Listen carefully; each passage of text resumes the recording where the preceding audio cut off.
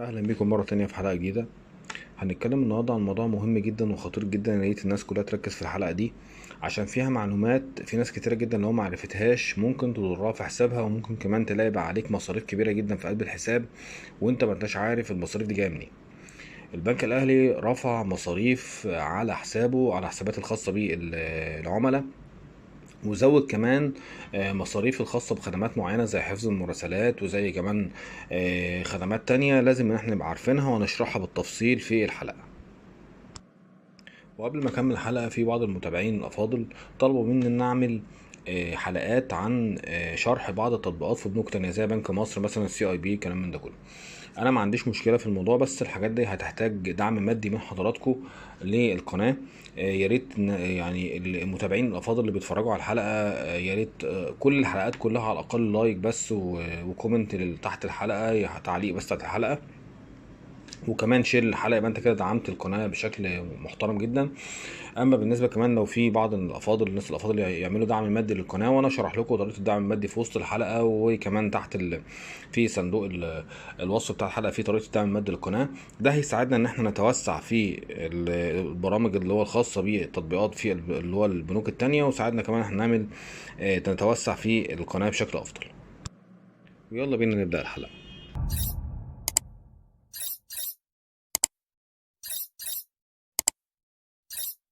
زي ما احنا قلنا في بداية الحلقة ان البنك الاهلي رفع المصاريف عن الحسابات وبعض الخدمات اللي موجودة عنده داخل البنك، وهنتوالها مع بعض وهنخش في الموضوع على طول عشان ما اطولش عليكم. اول حاجة مصاريف الحسابات اللي احنا شايفينها فوق على اليمين اهوت. هنتكلم طبعا في فوق تصنيفات خاصة بالعملاء، احنا هنشرح التصنيفات دي برضه عشان انا قلت لكم قبل كده بس هعيد عليكم تاني. التصنيف الاولاني هو الكلاسيك اف 5، ده واحد فاتح حساب حاطط فيه 1000 او 2000 جنيه او 3000 جنيه، ده يعني لسه اول مرة داخل حساب يعني داخل البنك. الكلاسيك بس رصيده اقل من 20000 جنيه. اما السيلفر اللي هو رصيده اللي هو فوق ال 20000 جنيه لغايه 200000 جنيه. الجولد اللي رصيده اعلى من 200000 جنيه. البلاتينم اللي رصيده 2 مليون. البلاتينم بلس رصيده فوق ال 5 مليون. البلاتينم اليت رصيده فوق ال 20 مليون. دول كده شرائح العملاء عشان نبقى احنا بنتكلم عارفين المصاريف دي هتبقى عباره عن ايه، عشان في فئه من الشرائح دي بتبقى معفاه من بعض الخدمات، وفي فئه معينه هتدفع. طيب تعالى كده مع بعض نقول مصاريف الحساب عباره عن ايه.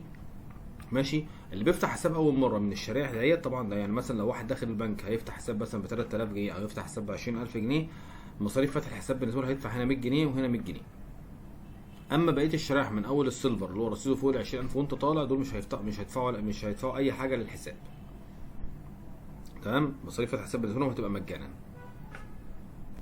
تعال نكمل مع بعض ونقول المصاريف الاداريه ومصاريف كشف الحساب، سواء ربع سنوي او شهري وما يعادلها بالعملات الاجنبيه. طبعا يعني ايه مصاريف الحساب؟ في مصاريف بتخصم من الحساب كل 3 شهور، بتبقى عباره عن حاجتين: مصاريف اداريه ومصاريف كشف حساب. طيب تعالى بقى نشوف مصاريف الاثنين دول عباره عن ايه. اول حاجه المصاريف الاداريه بتبقى عباره عن 50 جنيه. مصاريف كشف حساب 75 جنيه. تمام كده، دي الحساب كشف حساب اللي بيتباع كل 3 شهور. ومحدش يتسرع ويقول طب انا خلاص مش عايز كشف الحساب فانا مش عايز ال 75 جنيه، لان كده مجموع الاثنين مع بعض هيبقى 125 جنيه للفئات اللي هي كمان الصغيره. كل ما بنكبر في الفئه طبعا، هو كل الفئات زي ما احنا شايفين، في فئات كمان بيزيد عليها اللي هي البلاتينم بلس، اللي هو من اول البلاتينم اللي هو رصيد اللي هو الناس كبار العملاء، بيزيد المبلغ ل 175 جنيه. الفئات اللي هي السيلفر والجولد بيبقى ايه 150 جنيه. يبقى تعالى نتناولهم مع بعض تاني. المصاريف الاداريه ومصاريف كشف الحساب هي المصاريف اللي تخصم على الحساب كل 3 شهور. كل 3 شهور بقى في مبلغ معين بيتخصم على الحساب. اول شريحتين اللي احنا طبعا شرحناهم قبل كده، اول شريحتين دول بيتخصم عليهم 50 جنيه و75 جنيه كل 3 شهور، الاثنين مع بعض مش واحده بس، الاثنين مع بعض. دول كده اول شريحتين كده بنجمعهم بيبقى 125 جنيه. طيب السيلفر والجولد الاثنين دول اللي هم الرصيد فوق ال 20000 جنيه وفوق ال 200000 جنيه لغايه ال 2 مليون بتخصم عليهم 150 جنيه كل 3 شهور. اما بالنسبه للفئات اللي هي عاليه، اللي هي اعلى حاجه، اللي هي فوق ال 2 مليون وانت طالع اصلا، اللي هو 2 مليون بقى 5 مليون 20 مليون، دول بتخصم عليهم في كل 3 شهور 175 جنيه. ده كده التعديل الجديد. كانوا قبل كده كانوا طبعا 95 جنيه كل 3 شهور، دلوقتي وصلوا للمبالغ اللي انتوا شفتوها. في حاجه اسمها المصاريف في حاله النزول عن الرصيد الحد الادنى المسموح به في الحسابات الجاريه. تعال الاول نشرح ايه هو الفرق بين الحسابات الجاريه والحسابات التوفير. الحساب الجاري في عندنا نوعين من الحسابات، حساب جاري وحساب توفير. الحساب الجاري والتوفير الاثنين مصاريفهم واحده، بيتفقوا في المصاريف اللي انا شرحتها فوق دلوقتي، اما بيختلفوا في حاجه واحده، ان الحساب الجاري ما بيبقاش عليه فايده، حساب التوفير بيبقى عليه فايده. مع العلم ان الحد الادنى لحساب الفايده حتى في حساب التوفير ما يقل، رصيد الحساب ما يقلش عن 3000 جنيه. طيب لو رصيد الحساب قل عن 3000 جنيه بقى بيتحسب عليه المصاريف اللي انتوا شايفينها قدامكم دي، والمصاريف تتحسب شهريا وليس كل 3 شهور. يعني لو الرصيد بتاعك قل عن 3000 جنيه اي فئه من الفئات دهيت اللي انتوا شايفينها قدامكم بيتخصم عن المبلغ ده كل شهر. لو قل عن 3000 جنيه اللي هو اول فئات لغايه الجولد بتخصم عليها 30 جنيه كل شهر. بعد كده الفئات اللي هي العاليه زي البلاتينم والبلاتينم بلس والبلاتينم اليت بتخصم عليهم 50 جنيه كل شهر. دي في حاله الحسابات الجاريه فقط اللي احنا قلنا عليها ان هي ايه، ان هي ما بقاش عليها فايده. ما طبعا معظم الناس بتبقى عامله الحسابات اللي هي الفائق اللي هو التوفير، فالتوفير ما بقاش عليه المصاريف دي، بيبقى موجود على الحسابات الجاريه فقط. تمام؟ يبقى كده لازم نركز في الحته دي بس. نكمل بقيه الحلقه. نخش هنا بقى على الخدمات اللي احنا ان البنك بيقدمها لما بتروح البنك. ماشي؟ يعني واحد مثلا راح البنك عايز مثلا يعمل كشف حساب، عايز يعمل مثلا مش عارف ياخد مثلا مركز ودايع، وهنشرح يعني مركز ودايع دلوقتي، عايز ياخد مثلا صوره مستند وهكذا. هنشوف الحاجات دي كانت بتتكلف كام. اول حاجه بنشوفها طباعه مركز ودايع. يعني ايه مركز ودايع؟ دلوقتي على البنك الاهلي حاليا موفر خدمه ان انت بتروح بتقول له انا عايز ورقه كده فيها الشهادات بتاعتي، تاريخ الانتاج، تاريخ اللي هو الاصدار بتاعها امتى، تاريخ الانتهاء بتاعها امتى، بتستحق في تاريخ كام، الفايده بتاعتها قد ايه. ورقه كده تفصيليه يبقى فيها مجموع الشهادات بتاعتك او تفصيله الشهادات بتاعتك بايه، باجماليها بسعر الفايده في كل حاجه. طب تعالوا مع بعض كده نشوف الورقه الواحده بقت ب 100 جنيه. الاول الورقه كانت ب 50 جنيه، دلوقتي الورقه بقت بكام؟ ب 100 جنيه.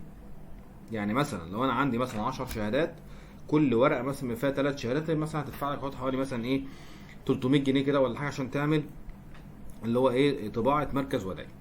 ده لكل الفئات، فيما عدا طبعا البلاتينم بيبقى له 3 مرات، مره واحده مجانا كل 3 شهور. برضه هنا برضه بلاتينم بس مره واحده مجانا كل 3 شهور. البلاتينم مره واحده مجانا كل شهر. تمام؟ يعني كل البلاتينم اليت اللي هو فوق ال 20 ده ممكن كل شهر بيجي ياخد ايه مركز ودايع مجانا. بقيه الفئات كلها مره واحده كل 3 شهور. في من اول الجولد وانت نازل الورقه الواحده ب 100 جنيه. طيب دي صوره مستند. بعض الناس بيبقى مثلا عنده مستند مثلا ايداع او كلام من ده كله، بيحصل المستند بيضيع منه، اصل المستند بيضيع منه، وطبعا هو بيكون مثلا بيتعامل في جهه معينه فبيطلب منه صوره طبق الاصل من المستند، فده بيضطر يروح البنك، بيبقى مثلا معاه تاريخ اليوم اللي هو عمل فيه المستند او تاريخ الايداع مثلا عمل فيه المستند، وبيبقى عايز صوره طبق الاصل من المستند اللي هو عايزه. فاصبح طبعا زي ما احنا شايفين تكلفتها 50 جنيه للاطلاع على المستند او ان هو حصول على صوره طبق الاصل من المستند للفئات لغايه الجولد. بعد الجولد كلها مجان.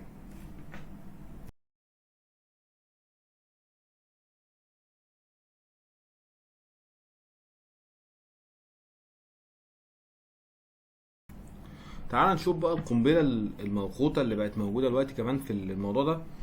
طبعا هم رفعوا حد السحب عن طريق المكن من بره 30000 جنيه لكل الفئات.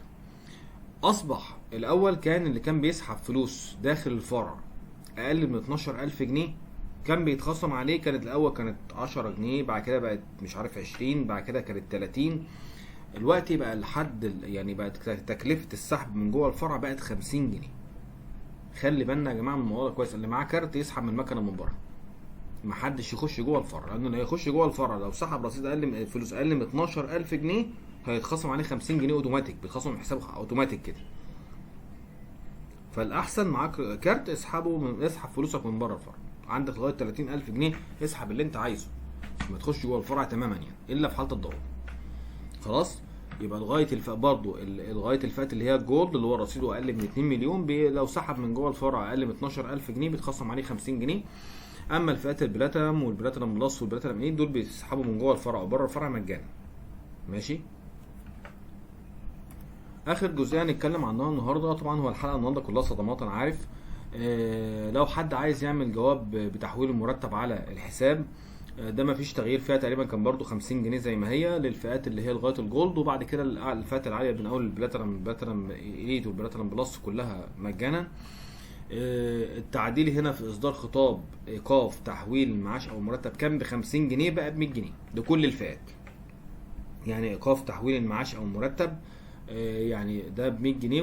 ونفسي افهم اشمعنى البنك الاهلي عمل مثلا لخطاب تحويل المرتب للفئات العاليه مجانا، وهنا عملوا ايقاف تحويل المعاش لكله ب 100 جنيه. دي مش فاهمها بصراحه، يعني ايه العبره انا مش فاهمها، بس بصراحه يعني هم حرين في السياسه بتاعتهم.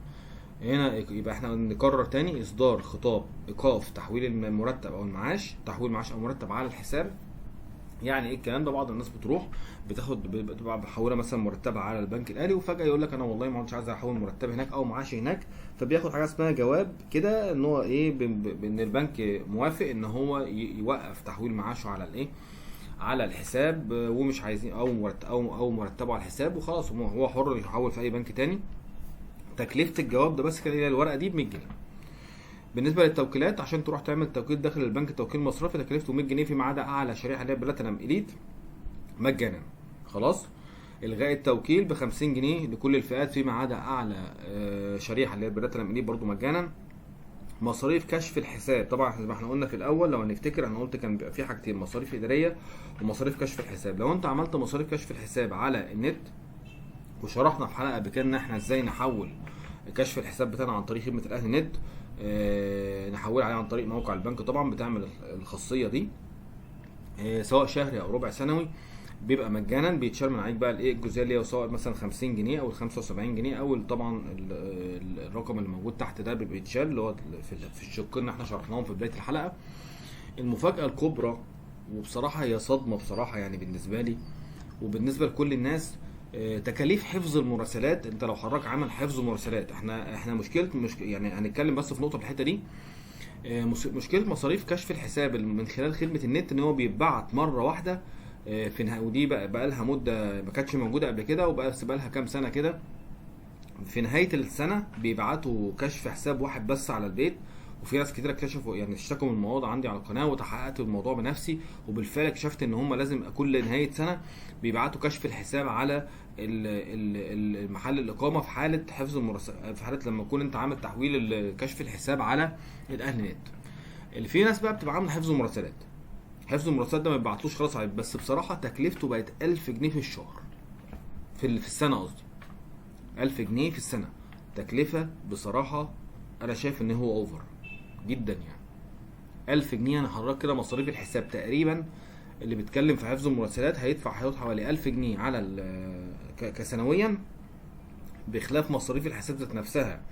لو شلنا مثلا كشف الحساب، انت مثلا هتدفع مثلا هنقول مثلا لو ان معظم الناس بتبقى في الفئات المتوسطه اللي هي مثلا من الجولد مثلا لغايه الاقل شويه، هنقول مثلا 75 جنيه بتوع كشف الحساب، يعني كل 3 شهور كمان 75 جنيه. انت بتتكلم في خلاف كمان ال 75 جنيه بتوع مصاريف تجديد الفيزا، انت بتتكلم مثلا في حوالي مثلا 1300 جنيه او 1400 جنيه تقريبا مصاريف كده. بسم الله الرحمن الرحيم.